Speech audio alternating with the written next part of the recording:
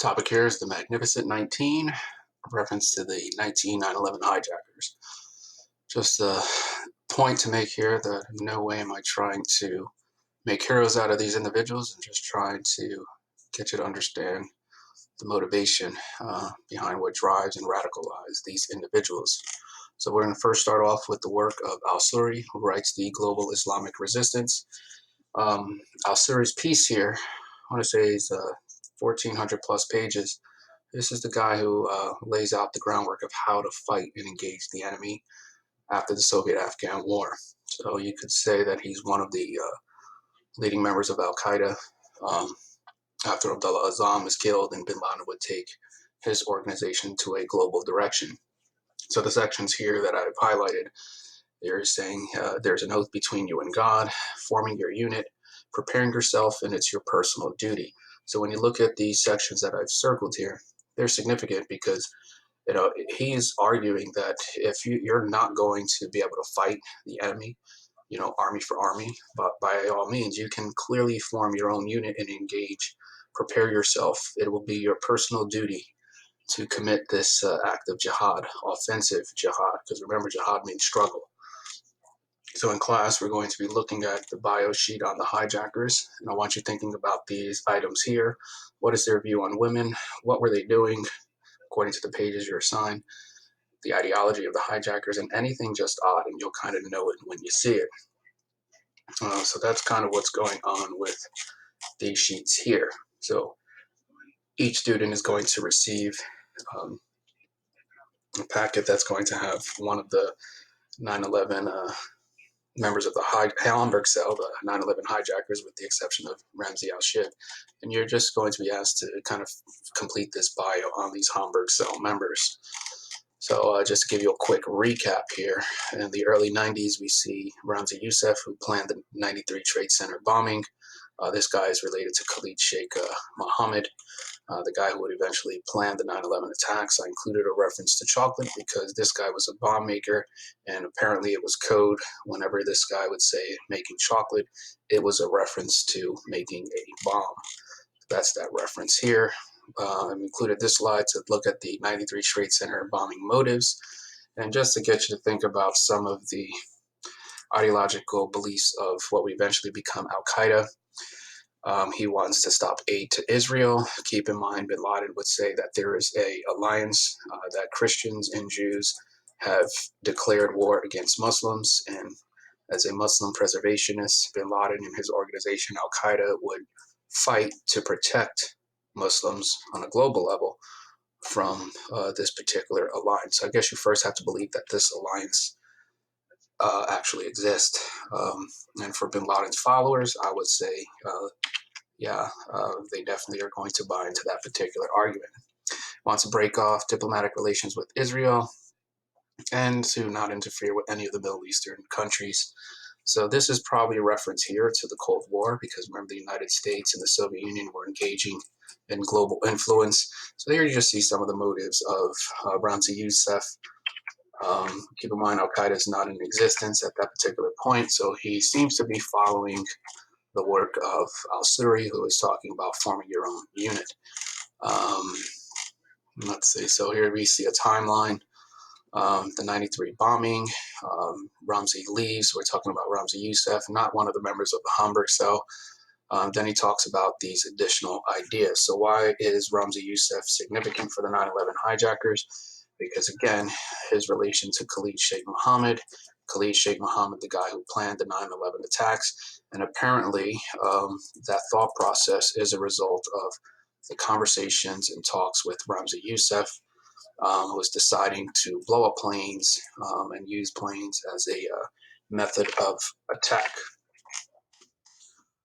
Ramzi Youssef was also known for the plot to bring down an airliner. He was eventually captured using a bomb that was designed to go off. We have already talked about this particular attempt to bring down a plane.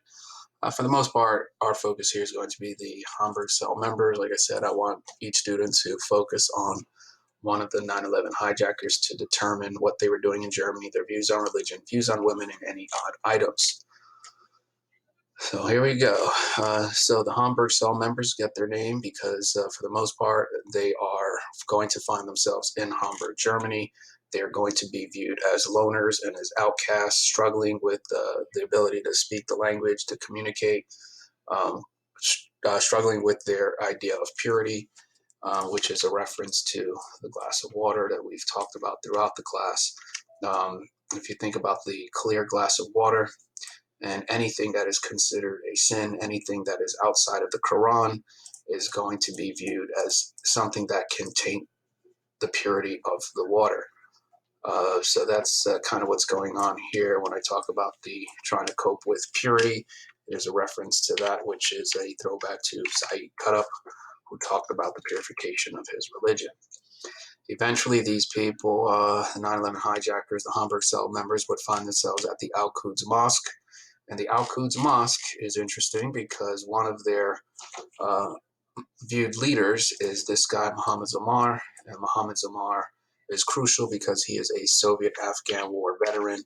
And his leadership position within the Al-Quds Mosque, he is able to preach his interpretation of Islam. So we have to keep in mind that the people like Muhammad Atta and Al-Shihi, these individuals are living in Germany temporarily, and they are viewed, as loners. They're struggling pretty much in the same way Saeed Qutb found himself in the United States, um, looking at the civil rights movement, the sexuality of women changing, and how he felt that that was going to be a complicated situation and somehow get people off their path of religion. So these three individuals had lived together. Just a little bit of a difference between them. Al-Shihi seemed to be more of the Islamic scholar. This individual seemed to be the broker of peace, the comedic element of the group. And Muhammad Atta was the stern, rigid individual who pretty much viewed the Quran from a strict interpretationist point of view. In other words, there's no veering off the path of religion. What the text says is what the text says. You cannot change that. So these individuals shared an apartment together before going their separate ways and then finding each other in 9/11. So as I said before, we come in contact with Zamar at the Al-Quds Mosque. A little bit of a bio on this individual. Um, he was in Bosnia during the war, trained in Afghanistan, Soviet-Afghan war. So this guy, as I said, is viewed as a hero. Here we see Zamar here. I believe this comes from the book Perfect Soldiers. Muhammad Atta is a young individual. Here's Muhammad Atta. And somewhere in here is Al-Shi'i. Can't really make that one out because it's too small. I still can't make him out, but it might be this guy right here. Anyway, so again, the Hamburg cell members are not connected with Hazmi and Mintar. Hazmi and Mintar is a reference to these two individuals. This is bin Laden's bodyguard, and this is Ramzi Al-Shib, the Hamburg cell member. So they all attend in 2000 this meeting in Malaysia, and that should register a flag on the CIA, which possibly should be communicated to the FBI that these two individuals are physically in the United States. However, that information is not shared with the FBI.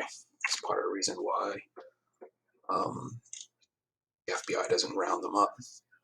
So again, looking at their travels, which was addressed in another screencast, the leaders are the leaders or pilots of the 9/11 attack plan, 4 planes, which brings us up to the Magnificent 19. Now, I haven't been able to find any video of this, but apparently the 9/11 hijackers created their martyrdom videos, and this is all designed to try to get followers to the Al-Qaeda cause. So these video clips are designed to look at these individuals as heroes and try to radicalize people around the world. Here we see a reference to Muhammad Atta's will. And in Muhammad Atta's will, this is before the 9/11 attacks. As it says here, is written in 1996. And I find his will to be very interesting with regard to some of the things that he is going to want to happen. For example, number 2, people preparing his body. They have to pray, and they have to get him new clothes, not the ones he's died in. He says here that the people preparing his body should be good Muslims. So he's buying into that concept of that glass of water. If you're a Muslim, let's say you're not praying, then that is going to give you the label of a bad Muslim. He doesn't want you touching his body. He doesn't want people to weep and cry. He doesn't want people didn't get along with him to be there.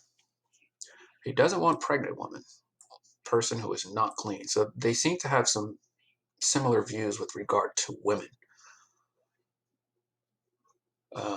which I find to be interesting. Again, people cleaning his body must be what he calls good Muslims. People washing his body near his genitals, they have to wear gloves. You're God forbid that his genitals are touched with bare hands. Apparently, the glove will be a barrier of some kind. It doesn't specify what kind of glove. You want a plastic glove? I don't know.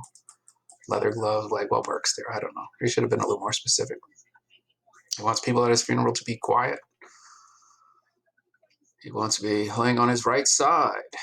He's, telling you what has to happen to his body. So that's the Muhammad Allah last will.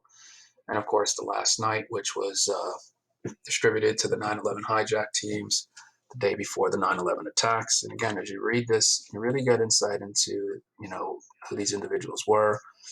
They're planning. They want to know the plan from every angle, anticipate the reaction, read the surahs. So here he's saying, you want to read, the sections of the Quran that they've identified.